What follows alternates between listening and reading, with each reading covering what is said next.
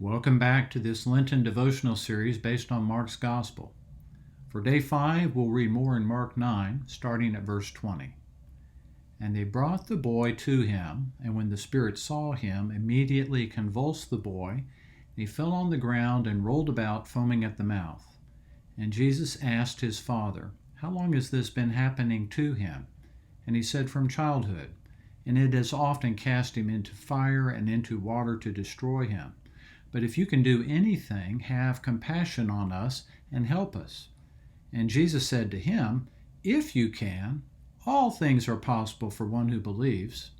Immediately the father of the child cried out and said, "I believe, help my unbelief."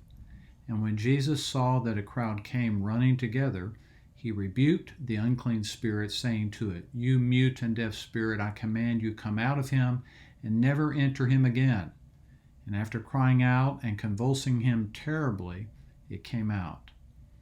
This is the word of the Lord. Thanks be to God. Back to reality, so we say when we return from a mountaintop experience. Mountaintops are wonderful, but since we live mostly in the back to reality valleys, we wonder, how does Jesus save there?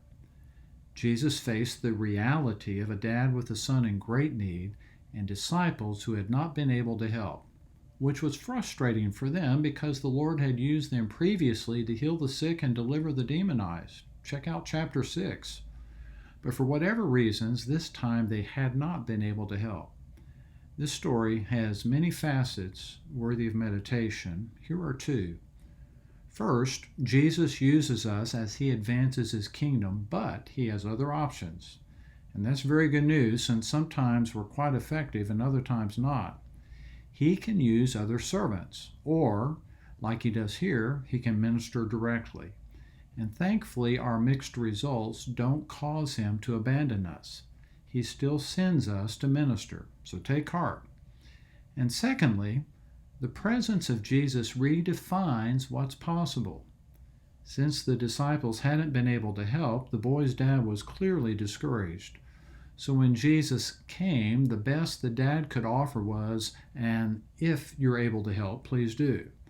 And Jesus' sharp response pointed to how his very presence totally redefines what's possible.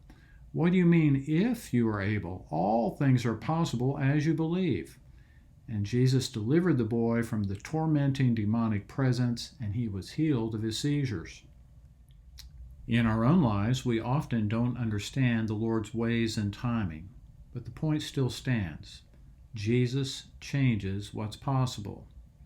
We're living in a back-to-reality world this Lenten season, but it's a world whose possibilities have changed because Jesus has come, and he's ready to use us some more. Here are a couple of questions to ponder as you look back over these verses. In this Lenten season, what harsh realities are before you in the world and in your own life? What does the world say is possible to resolve these problems? And what do you expect Jesus to do as you pray?